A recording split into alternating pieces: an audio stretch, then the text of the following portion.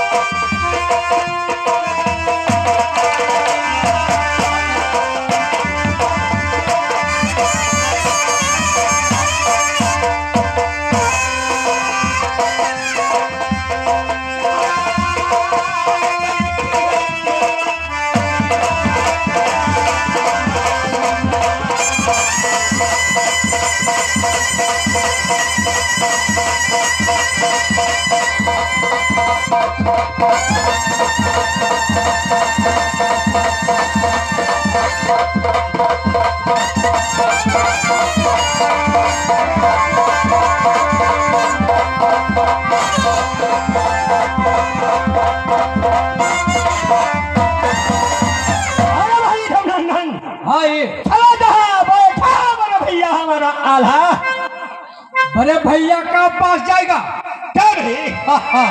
जाने के लिए कोई बात नहीं भाई, लेकिन एक बात याद करो जिस समय मौसा पर मालिक ने फरमान लिखकर भेजा, रे बेटा उदल शुभ दिवाली का दिन जुआ खेल होता है कलिंद्र में, बेटा आज आओ जुआ खेलो, अपने अपने भाग को आजमाओ। भेज दिया रे भाई जगनंदन, हर दिवाली में हर दशहरे में से खतरे होगा, 5 लेकर 25 तक अपना जाता है। क्यों नहीं भाई, शुभ दिवाली के दिन क्यों नहीं भाई, चलो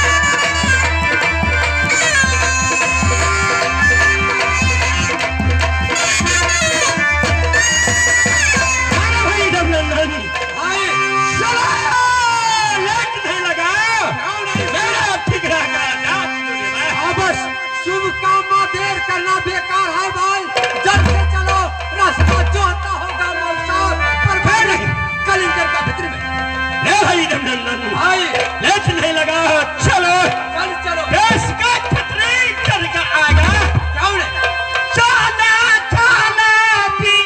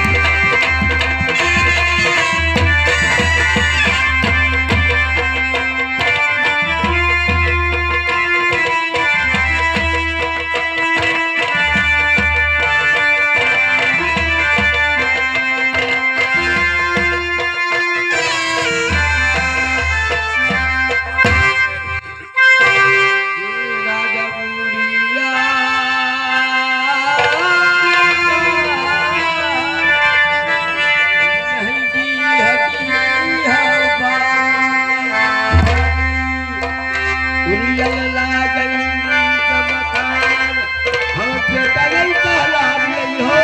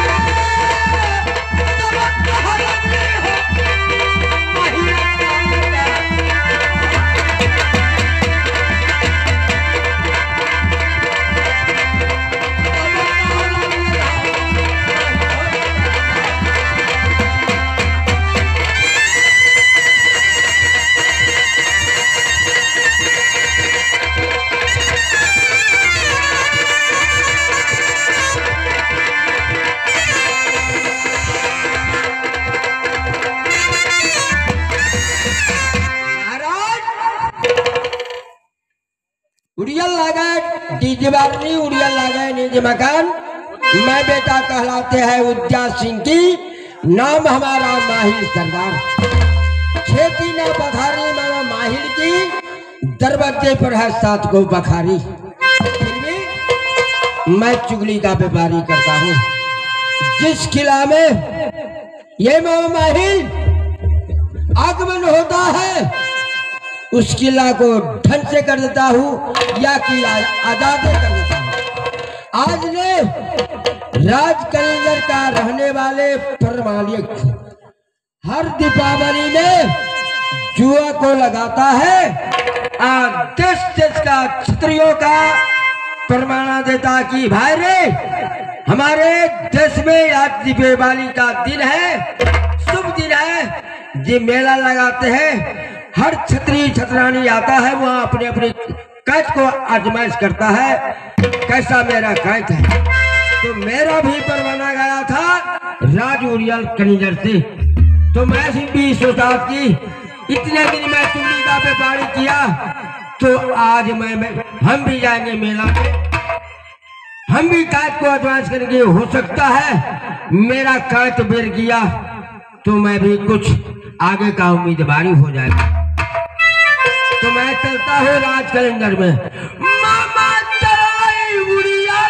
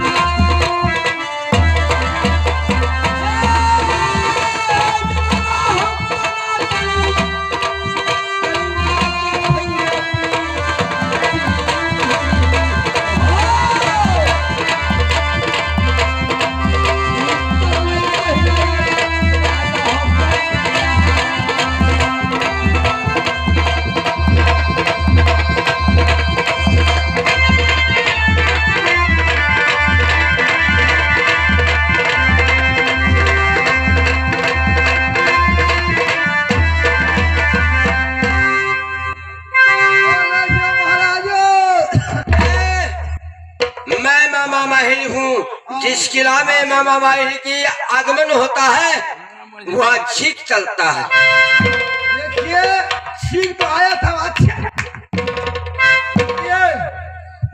मतलब जितना सुबह था आप बंद कीजिए ना, ये मेरा कर्तव्य है। देखिए हम खंडे नहीं खाए, दौक सुनता हूँ। राज कलिंजर में हमारा महाराज जो था बीमार पड़ गया। अच्छा अच्छा, आगे बताओ। तो देश देश बन के सुबह से अभी आ रहा है, अब पहले आप आ गया।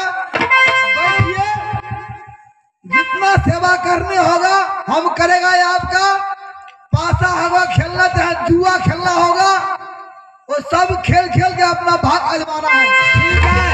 अरे चाय चाय का व्यवस्था है कि नहीं? कोई स्वागत? चाय तो काल लिए पीने में 2 बजे आयो पिलिए 3 दाबी बोलो। अब चाय तो नहीं आता। अभी इन मेला में चाय की व्यवस्था नहीं है। मेला में चाय अरे दूध सट गया। दूध जते से तुम दमा बैठ दिए, हम काले घुमा खीर भोजन करिए हम काल। ठीक है बैठो, मैं बैठूं। अब बैठिए। और राजन से बाहर आ गए। आ रहा हूँ, सबके हम टेलीफोन कर दिया हूँ। जितना सेवा था देश के वन में मैंने बड़ा ढोल हो पी दिया हूँ। मेरी बात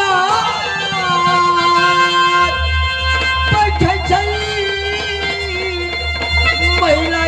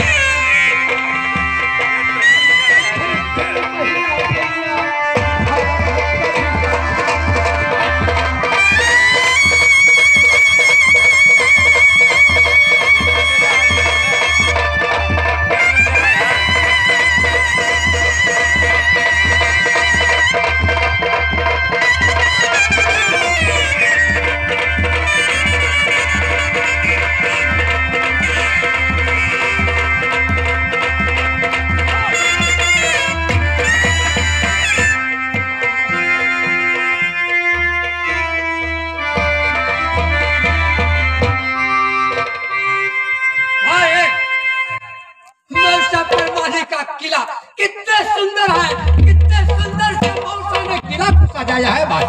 क्यों नहीं मौसा, परवल का किला है, किला कलिंजर है। क्यों नहीं, अभी तक कोई गार्ड कमांड को नहीं देख रहा हूँ। अरे हाय कोई गार्ड कमांडर,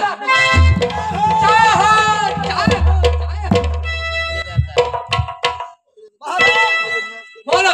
देखो देश 51 के छात्री सभा आ गया है। क्यों नहीं, आज हमारा काम महाराज हो गया जुआ खेलने के लिए।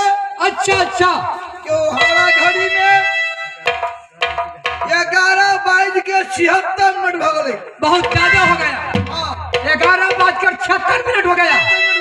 अच्छा टाइम होने वाला है, अब दोनों का लेट था इसीलिए माँ महिला भी आ गया है। क्या नहीं, पासा खेलो अपना अपना भाग अजमाओ। इस बार हम दोनों जोड़ी चला आया, तुम बैठ जाओ सामने का। भाई जंगी, भाई रघुनंदन, ए मौसा मामा महिला का इस सभा में मैं देख रहा हूँ, तो पहले प्रणाम करो मामा का। क्यों नहीं?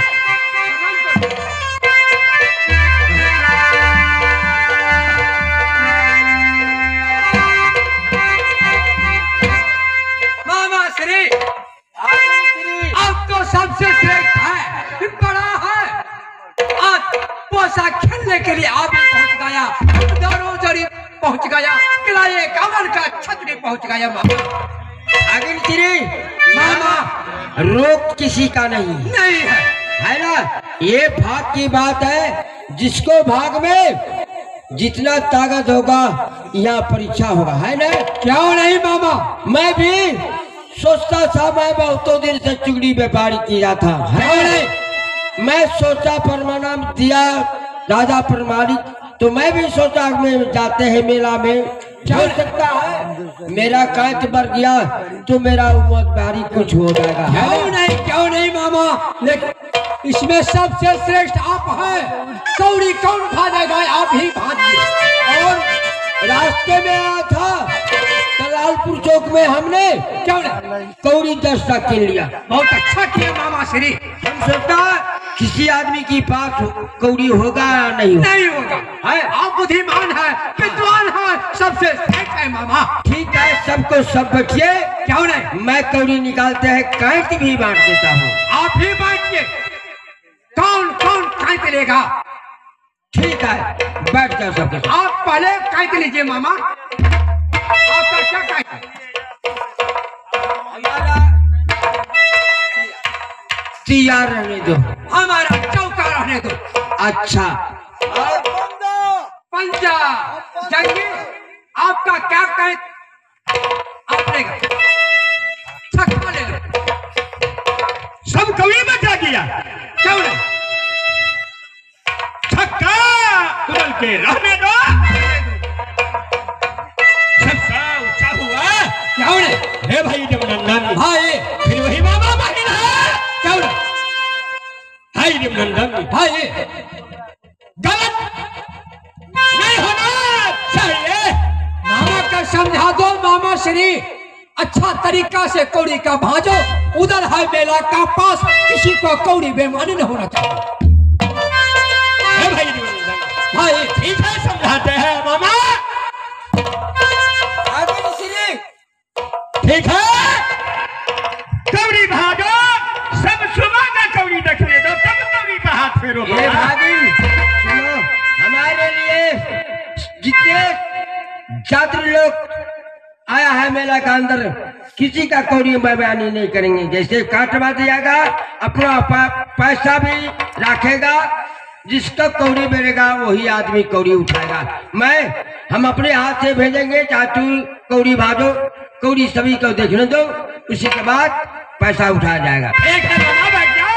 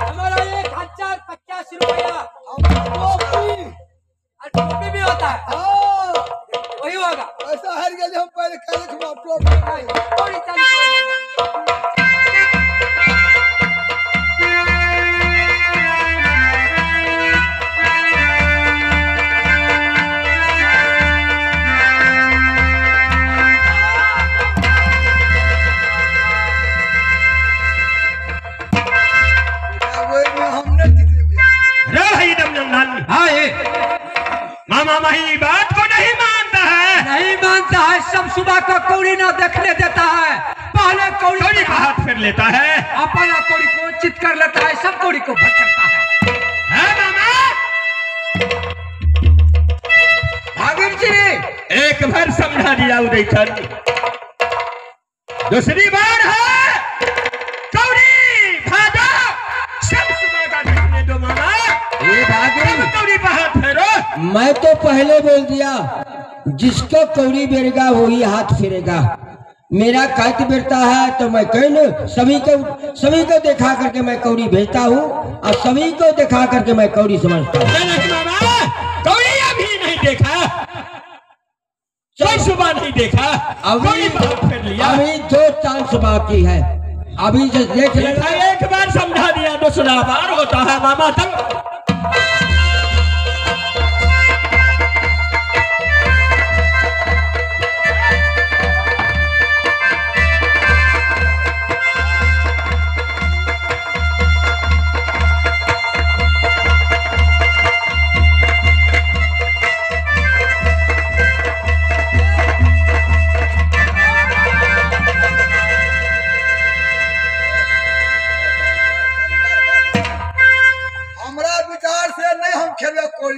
क्या हुआ? देखा दे भाई ना मामा, किसी को मामा कौड़ी ना देखने देता है, कौड़ी बेईमानी करता है मामा। भाई भाई 2 बार हो गया, क्यों नहीं? मामा का समझा, 1 बार 2 बार कौड़ी बेईमानी की है मामा। उधर भाई दमनंदन भाई बंदूक से गोली छूट जाता है, फिर आपस नहीं होता है। उधर बंदूक का गोली उधर का गोली बराबर है। क्यों नहीं? है मामा, तीसरी बार उदयचंद समझाता है। ए भागिन, नहीं विश्वास होता है तो ही लोग भाजो, मेरा कहते रहने दो।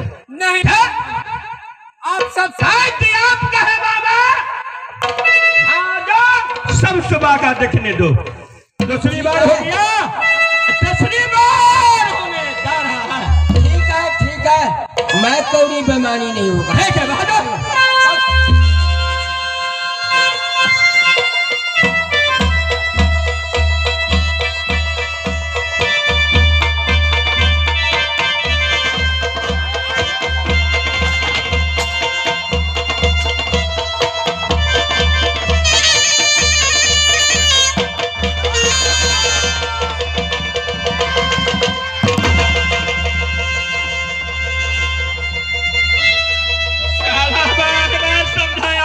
नहीं मानता है।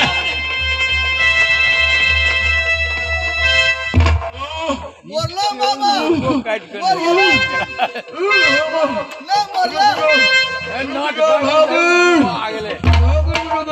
तू अच्छा नहीं किया, तू अच्छा नहीं किया भागिन, तूने तल चबेटा मारा मामा वाहिन को, तोड़ दिया बत्ती सौदात। सुन लो, बात को नहीं माना। जिसका बाबा बरगद में झूले अनवर रखे नाम, दुनिया वाले थूको फेंक रहा है छिया।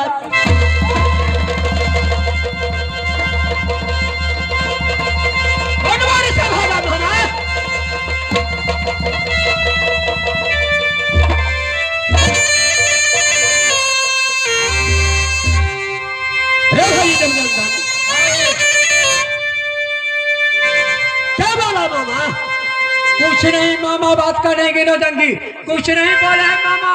बुढ़ा हो गया, सिर का चमड़ी लटक गया, केस पक गया, बोलने का कुछ बोल दिया कुछ। मामा बात करना है। नहीं नहीं भाई, जब बात का मानो रे बात। पहले ही बता, क्या बताओ? मेरा उदयचंद कहाँ पड़ता है? कहाँ पड़ता है निज मकान? जिसका बेटा है उदयचंद, जिसका पोता है कोई मालूम नहीं जंगी, जब से मुझे ज्ञान हुआ बड़े भैया आला है, माता देवला है, जोड़िए किसको नहीं देख रही है। क्या नाम है बूढ़ा बाबा का, मुझे कोई मालूम नहीं। भाई मामा बोल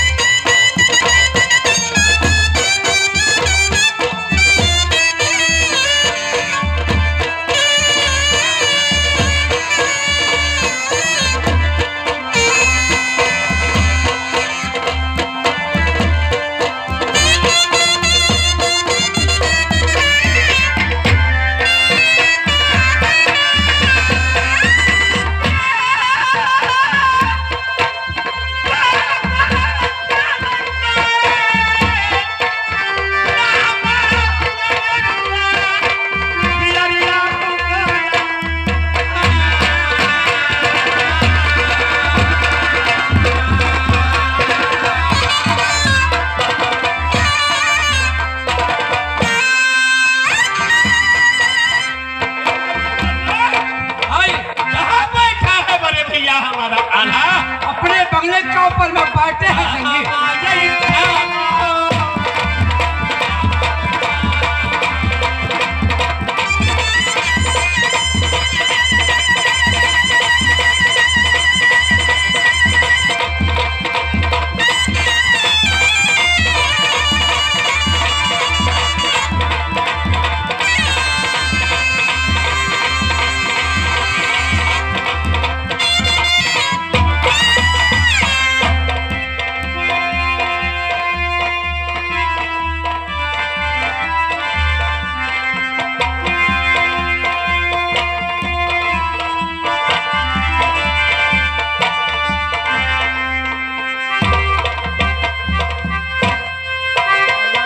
अरे भैया आल्हा गादी के ऊपर में बैठे हैं जंगी।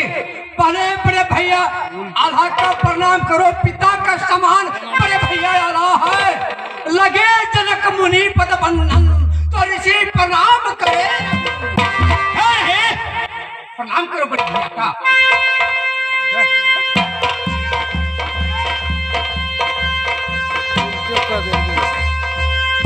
बेटा गहला बोला भाई उधर चित्त चल चल भाई रो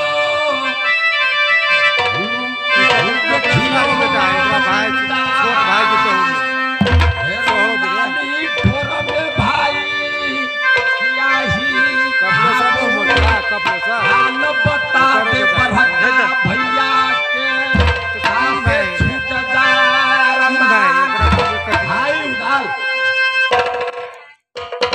अरे भैया बोलो भाई कान देश का सुबह पूरा चटका बतिया कहेगा तुकार फाजी को किला में आग लगा देंगे। भैया बोलो भाई ए बताओ फिर दागा नहीं कमाना। बोलो बोलो भाई नहीं हम धागा नहीं कमाएंगे। ये दीवानी मेरा कहाँ पड़ता है निज मकान।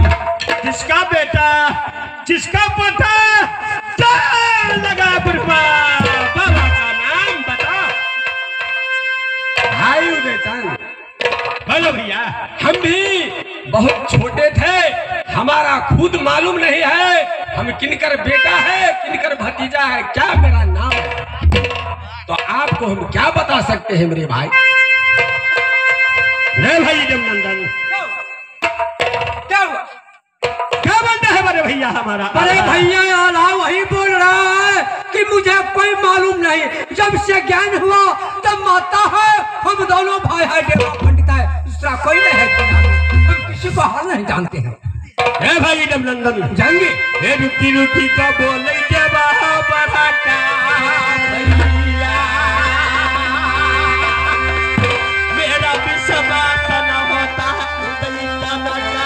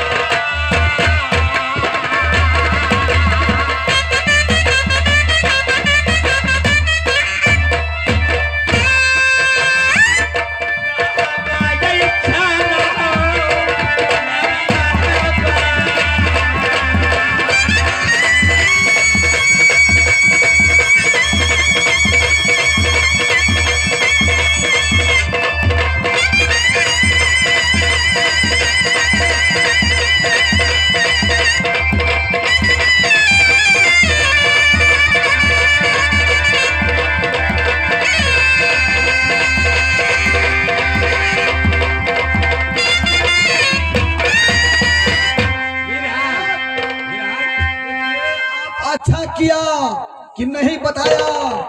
गुजर महाराज बहुत मूड में है आज। मेरा हाँ ये मामा माहिल ने मेरे भाई उदयचंद का सारा बात बता दिया।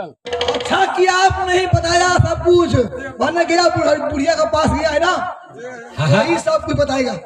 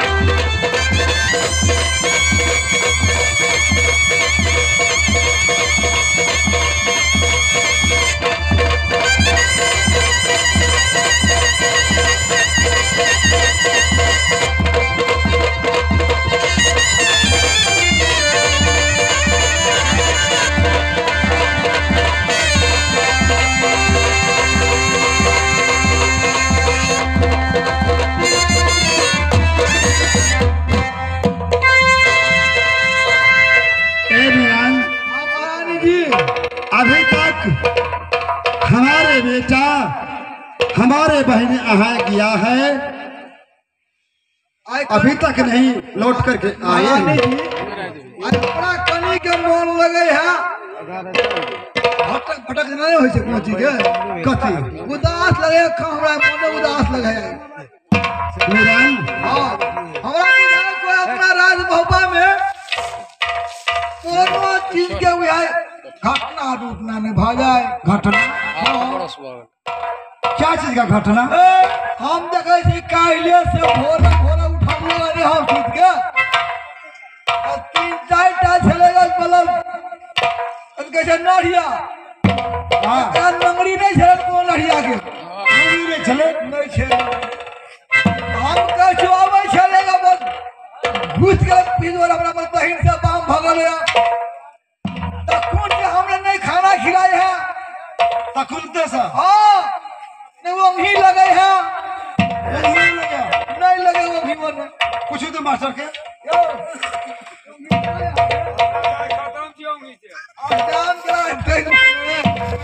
जान के लिए भाई भाई बोले अब कोई बात नहीं उधर बड़ा कख दे वो भी ले ले और तो अपना बैठो कनिका मेरान हां बेटा उदयचंद गया है कलंजर के पास, हमारे बहन का है अभी तक लौट करके नहीं आए हैं। फिर शायद गाड़ी में चढ़ रहे होंगे, गाड़ी पर चढ़ रहे ना बल्कि सिग्नल घाट से भया है। वही बात है मेरान। देखिए महारानी जी आजकल जो गाड़ी पर चढ़े नहीं है, हाँ पहले ब्रेक मारे डिस्क ब्रेक खड़िया कौन जाए ढाई हाँ हाँ छह के पर मुहे भरे गिरे मेरान कहे छी हम पेटा मरे वाला गाड़ी पेटा मरे वाला देखिए हमरे गांव में महारानी जी है उड़ियल में हाँ लड़का तो केली बढ़िया लड़का थान के लिए हम आज उड़ियल में उड़ियल में कैसे हम अपने ठीक है छरना तीन के कैसे महारानी जी पहले के गोरी ठीक है लल्लू गोरी हाँ, ये करा गोरी है। चलिए खड़ा बेटा केटा रहे ओकरा बेटा केटा रहे ये केटा बच्चा ओ कैसे वो तो हम अपना किला में हां हां बम्बा मुगबा या मुन्नुबा बुनिया हां रसगुल्ला हां पंतुआ चक्कर पंतुआ तम्बाकू छान छिंदे हरसियो नहीं पंचुआ नहीं पंचुआ या पंतुआ अब कहै छी महारानी जी फोन करै छी धाय धाय हम टेलीफोन लगबै छी हां वो तो हां हां दह पौड़ी देख पौड़ी कहै छी यह दुख तक होने कहल जाए है हां आज लड़का रहे हां हम क्या निकले मन के साथ रहेंगे पियाऊ ये यहाँ नहीं कानून तो महारानी जी हां वो तो कहे जो सब कुछ तैयार है हां आ लड़का गले कहे जो कोई गल कोई आहा के संग बुझाया क्यों ने कहना के मर गेले उ करे के ये हमरा से पहले रहे गाड़ी मांगे ने गाड़ी 1 महीना पहले दिलिए करा हम गाड़ी कीन के अनाथ के हां चलाइत आ कहे जो महारानी जी वो तो है हॉस्पिटल में भर्ती भेल अब बढ़िया सब था के रहा गांव पर लड़का कहाँ है यो हां यो वो है यो हम फिर टेलीफोन गेली ये आज का घटना कहाँ कहलिए आज का घटना कथी भेले अगला धल आगे बोला तमार खत्म भ गेले के बोका तमार ओकर कौन से डिसबल भेल ओकरे वो जोरे कहै छी या मास्टर सिटिया ने पूजा 60 भी कहू ने तोरा कद के जोई कमला महारी ना बन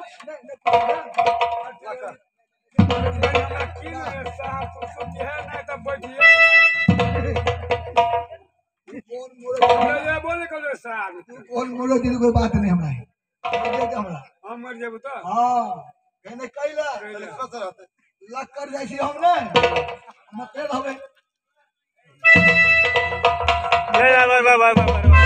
मिरान आप बटिया जो हई त छियै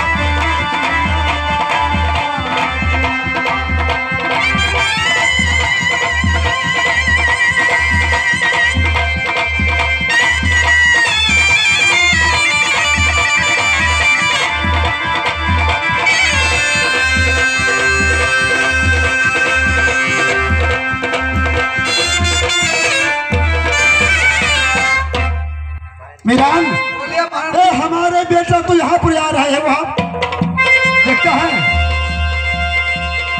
ये तू को सगारी बढ़िया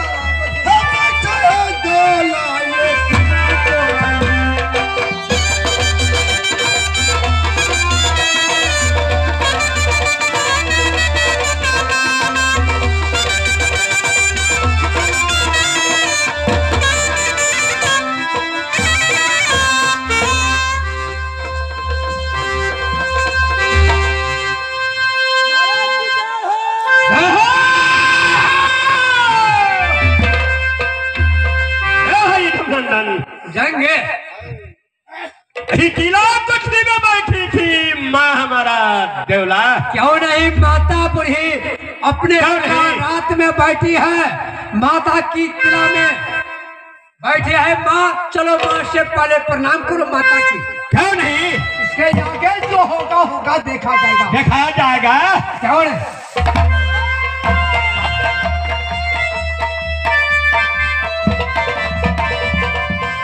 बेटा उदल जुग जुग जो है बेटा तेरे मन लाख बरिश हम बख्शे नारायण बख्शे दास बख्शे श्री भगवान। बेटा हाँ क्या कुशल है बेटा राज कलिंजर के बेटा। हाँ बेटा उदय कर का कुशल कौन है अच्छा रहेगा माँ, लेकिन क्या चीज है है माँ? बेटा? ये बता छोटा किला है राज मुहब्बा का माँ। ये तो सही बात है बेटा। भारत राजा को बैठक में मैंने किला दिया हुआ है। हाँ? बोलिए बेटा। ए बताओ कहाँ उदय चल का मेरा दीदी बात है, कहाँ है निज मकाम? हाँ? किसका बेटा है, किसका पोता है, किसका भतीजा है, क्या हमारा पूर्वा बाप का मेरा नाम है माँ? बेटा हाँ? ये फूल कौन खावा बेटा, मुझे बताइए बेटा। क्या? ये फूल कौन खावा है माँ? ये कहानी कौन कहा माता बेटा? उदय चंद का मेरा दीदी बानी खोजता है उदय चंद। कहाँ है उदय चंद का निज मकाम? किसका बेटा है उदय चंद, किसका भतीजा है, क्या नाम है बुढ़वा बाबा का? माँ बता बेटा ये बतिया कौन बोला है माँ? बेटा? कौन बताएगा उदय चंद का जिसका बाप का ठिकाना नहीं है, बाप को ठिकाना कहाँ रहेगा माँ? जय देश में उदय चंद जाता है, उदय चंद का नाम है मेरा अनिरुआ। बेटा हाँ? ये बात तो समझ गया बेटा। भैया बेटा कौन बताया जुआ खेलने के लिए कलिंजर का भित्र में अच्छा। चौड़ी बेईमानी किया मामा महिला उड़ियल बाबा। मामा बार बार उधर समझाया मामा उधर है मेला का पास कौड़ी ना बेईमानी करूं। लाख मनाया मामा महिला कौड़ी बेईमानी किया, 3 बार उधर समझाया नहीं बात को माला तौल समेटा मामा का दिया तोरा। मामा महिला सारा कहानी का करके सुनाया तुम्हारा नाम अनिरुआ अनिरुआ। तुम्हारा बाबा का सर झूल रहा है करके। ये महल नहीं बोला। अगर भेद को खोला जाता बाण जुनन भी उतार जाएगा, स्वर्ग में मारा जाएगा मामा। क्या नहीं बेटा? बेटा अब जो करे पैमाना महिला अब तोरा पेट बढ़ते महिला अब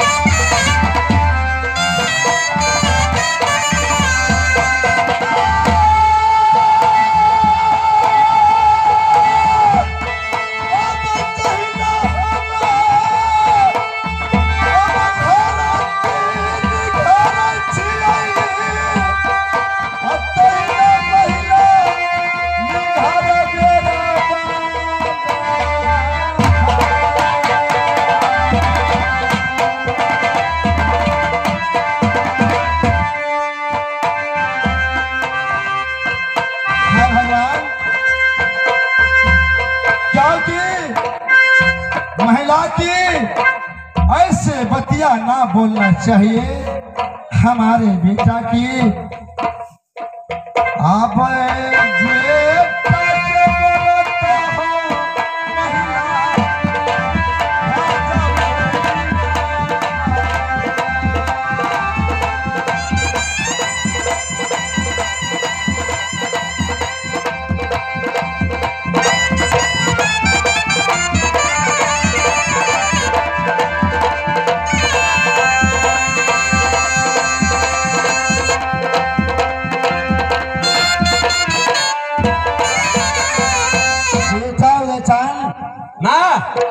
तुम क्या चीज पूछते हैं बेटा?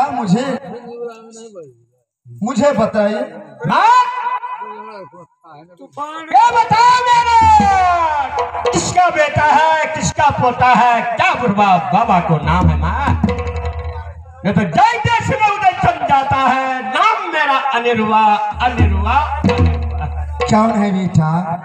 ये सही बात है बेटा, नाम ठेकान से तुम्हारे मतलब है बेटा ना? क्यों नहीं बेटा सुनो बेटा, कान खोल करके बेटा। बोलो माँ। मेरा डिहवारी पर्वत ऊपर डिहवारी पर्वत ऊपर निज मकाम। तुम्हारे बाबा ने शिकार खेलने के दिया जंगल, बघवा ने तुम्हारे बाबा को तोड़ दिया। सुन लिया ना? क्या है माँ? बेटा बाबा हमारा गया जंगल शिकार खेलने के लिए। कौन है बेटा? मार दिया जंगल का बाघ। कौन है बघवा जीते बेटा? वो तो बघवो भी मर गए, तुम्हारे बाबू भी मर गए बेटा। अरे भाई जमनंदन साला ऐसा बघवा बाबा का मार दिया, साला बघवो मर गए। कौन फिर कहा क्या नहीं? जब भगवान जीता रहता था फिर कहा था, फिर कहा था? क्या नहीं? ये फिर नहीं हुआ। कैसे नहीं हुआ? नहीं है माँ? ए बताओ लहास तुम क्या किया? बेटा मैं तो लहास जराया गंगा जी के तट पर बेटा। उतरी कौन जलाया? बेटा उतरी तो तेरा बेटा आल्हा। अरे भाई जमनंदन कैसे छपा लिया बड़े भैया हमारा सारे आधा? बड़े भैया छपाया नहीं हो सकता है, बहुत बचपन था उसी समय में बड़े भैया आला। बड़े भैया आला को ज्ञान नहीं था, उतरे उसी समय में भैया दिया होगा, इसीलिए भैया को ज्ञान नहीं है। माँ? बेटा चलो बोलिए बेटा। ठीक है, काम क्रिया किया फिल्म हवा का भीतर में है माँ? कौन है बेटा? बोलिए। हाँ सारा सब मिला दे मैया गए बाबा बाबा सारा मिल के कई उदय चल के कह पे बाबा मिलई कहना मान मैया हमारा। अच्छा बच्चा लच्छा ना भैया गए हम गंगा गए जीत गए।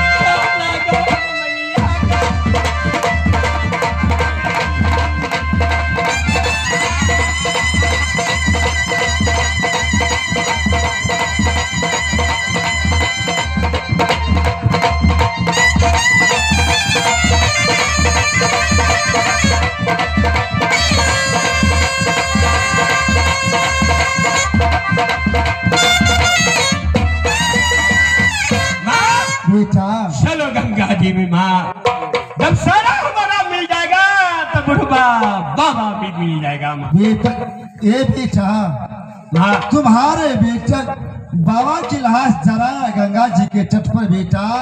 उसी यहाँ तूफान आया, तूफान आया, सारा को कटरिया काट करके बीच गंगा में ले गया बेटा। माँ बेटा ए बीच नदी में चल गया सारा। क्यों नहीं बेटा, कटरिया काट करके ले गया। चलो मर गया बुढ़वा बाबा, मर जाएगा बुढ़ी माँ, मर जाएगा उदयचन। क्यों नहीं चलो उदयचन बात तो नहीं मानेगा माँ, चलो क्यों नहीं बेटा, कहाँ जाएगा बेटा? चलो गंगा जी में माँ।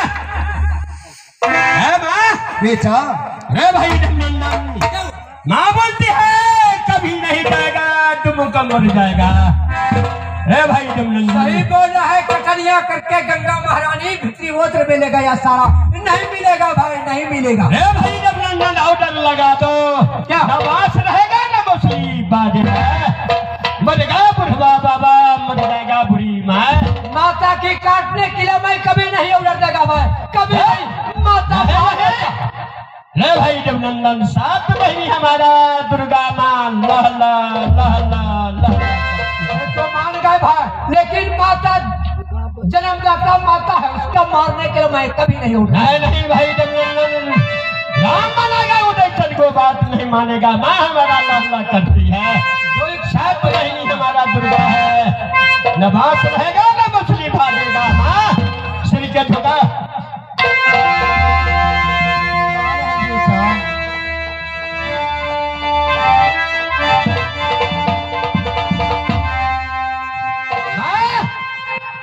कैसा उदयचन के जिला कलिंगर के भीतर में भैया हमारा 700 गाय चराता था मसा परवल का। उसी दिन में हमारा माँ दुर्गा प्रगट हुआ। माता बेटा क्या पहले छोड़ा दिया किला कलिंगर का भीतर में, भैया आल्हा का नौकरी भी छोड़ा दिया है। सिंगला हदर का दर घोरा पानी घोरिया पानी पत्थर, वही ब्रह्मा जी से मैंने सत्करा का हासिल कर लिया। हाँ 12 राजा के बैठक में दिल्ली का भीतर में नरहा बथा हाथी पकड़ लिया, हाथी डाल में ले लिया, डाला भर स्टोन ले लिया। बहुत बार हंसी रह गए।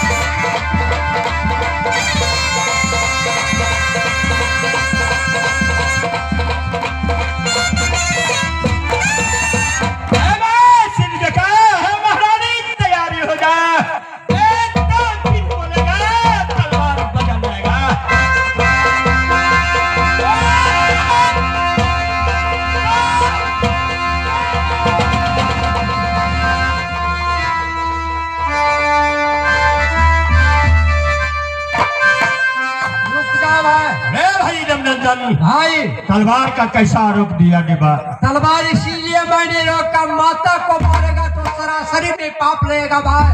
माता की मारने की, गौ की मारने की, बालक की मारने से पाप लगता है मनुष्य का, इसीलिए माता जन्मदाता है, माता का नहीं मारो। मैं समझा रहा हूँ माँ की।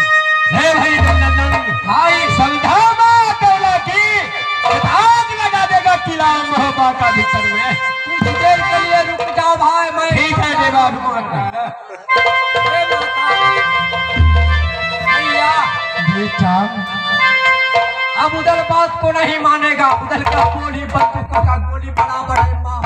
उधर बोल रहा है जैसे मर गए बुढ़वा बाबा, कैला रहबे बुढ़िया माँ। माँ को मारेगा, उधर अपने खंजर से अपने स्वर को काटेगा। बाबा जासर का बहुत याद होगा माँ। अब सारा कहानी का करके स्टोरी का सुना दो। असली बेटा न मरता है, न असली सोना जलता है। असली बेटा होगा तो स्वर्ग से लौट कर आएगा माँ। बेटा अब कहानी सुना दो। नाम ठिकान कहना ही पड़ेगी। क्यों नहीं माँ? अब ना कहेगा तो उधर भी मर जाएगा, आपको मारेगा। बेटा भैया, नाम ठिकान से बेटा उधर के क्यों नहीं? आत्मा तो पुष्ट होगा। क्यों नहीं माँ? क्यों नहीं? अब बिसरा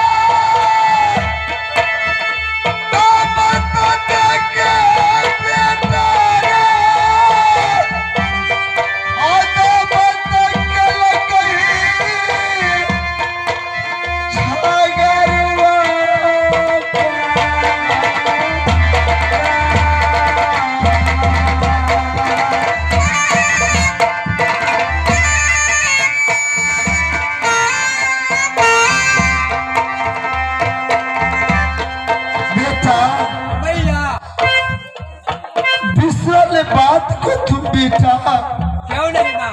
आज तो ध्यान दिया बेटा, क्यों नहीं? क्योंकि स्वामीनाथ के क्यों नहीं?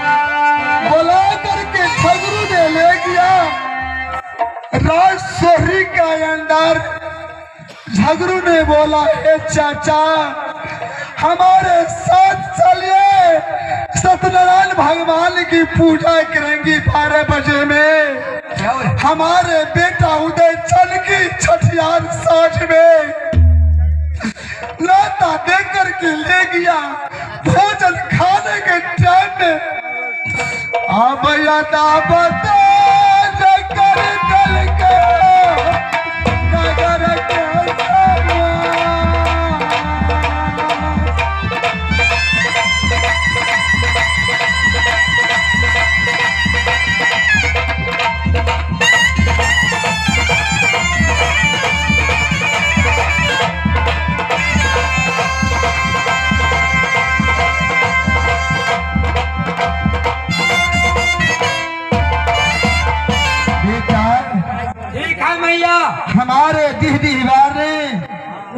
सामने में कसना मुझे बर्दाश्त नहीं होता है माँ। बेटा उधर कलेजा मंगाइए। कलेजा फिर नहीं रहता मुझे नहीं सुना।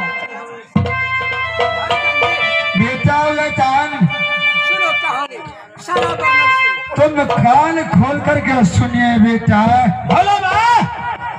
हमारी दीवार ने राज सोहरी का अंदर निज में काम समझाना। है नहीं माँ। तुम्हारे बाबा की नाम मैं कैसे लूंगी? तुम्हारे बाबा की दावत देकर के लिए गया झगड़ू ने। तुम्हारी जन्म की छठियार में नाम उचारने के लिए पंडित आया, पंडित ने लगा दिया दोख। 5 जाम भतैया कारण में मेरा आल्हा तो गया साथ में मिलन के साथ। मेरा आल्हा बेटा को तौर चमेटा मारा कागा तोड़ दिया पति दांत कागा मारा। क्या नहीं? क्योंकि यहाँ से बेटा हाँ अब बिसरा सुगबार बेटा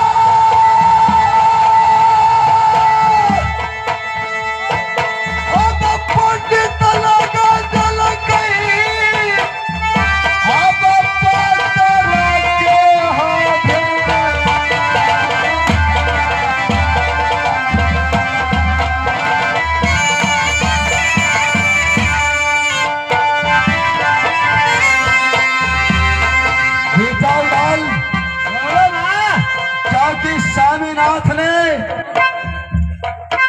तुम्हारे छठियार की सामान आने करके रखा हमारी महल के पास।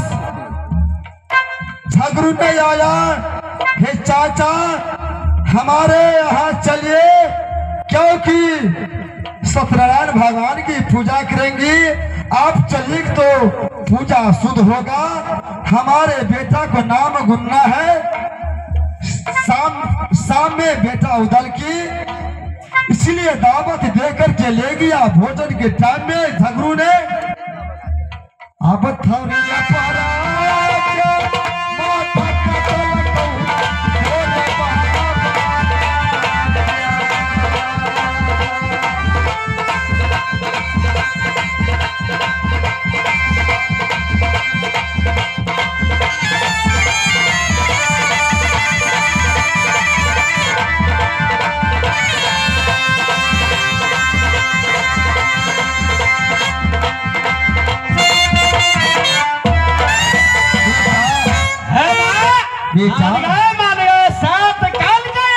झगड़ू है। क्यों नहीं बेटा, कालों का काल है झगड़ू। हमारा कागा है 6 महीना के जानता है 6 महीना। क्यों नहीं बेटा? है माँ बेटा दावत देकर झगड़ू दावत कर लिया, थरिये पर क्यों नहीं बेटा? है माँ बेटा डर लगा दो जाएगा किला सोरी का। नहीं बेटा, कालों के काल है, काल झगड़ुआ। मेरा ये काबल किला में नहीं रहने दिया, एकाबल किला में नहीं रहने। तीनों माए पुत्र के भागते भागते जाते जाते चला गया राज परास के अंदर। ठीक है माँ, बताओ बोलिए बेटा। हम नहीं जाएगा है माँ बेटा, लेकिन देगा चुमा दो जाएगा, घेर घेर नहीं मारेगा, दबा बुलाएगा किला मोहब्बा का भीतर में। ले भाई देगा चुमा लो, सोरी नहीं जाएगा, कभी नहीं जाएगा। का नाम कहेगा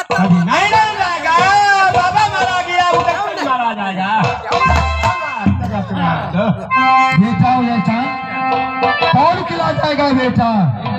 हाँ सोरी नहीं जाएगा, मेरा तेगा चुमा दो जंगल जाएगा, ढेर कहनी मारेगा, कबाब उड़ाएगा, किला मोहब्बा का भीतर में माँ कौन है बेटा? नहीं जाएगा माँ। जंगल के लिए तुम्हारे तेरा चुमा देंगे बेटा, सोहरी के लिए नहीं चुमा बेटा। कभी नहीं जाएगा, कभी नहीं जाएगा माँ।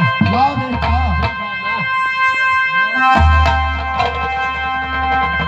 हे माता दुर्गा, मेरा बेटा उदय चांद जाते हैं जंगल के पास शिकार खेलने के लिए।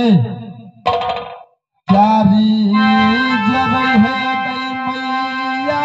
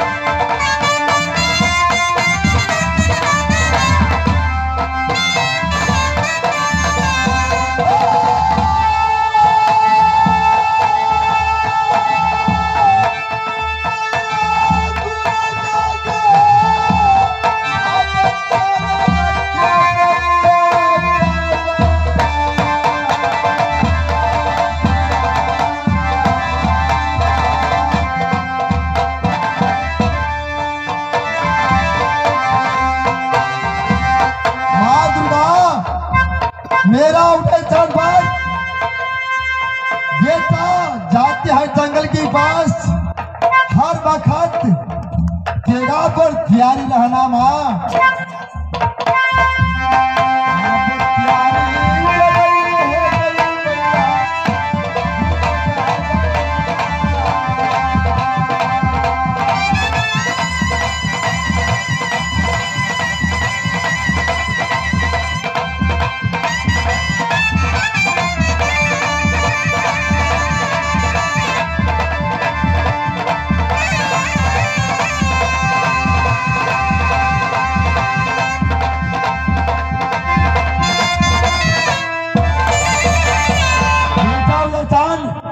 लो तलवार माँ दुर्गा के नाम से लीजिए बेटा।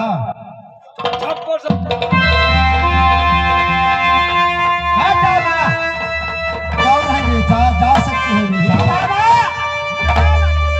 जा सकते हैं बेटा, जाओ। बैठ जा माँ, बैठ जा किला कोठली का भीतर में। भाई देवनंदन भाई तेगा चुमा दिया माँ हमारा देवला।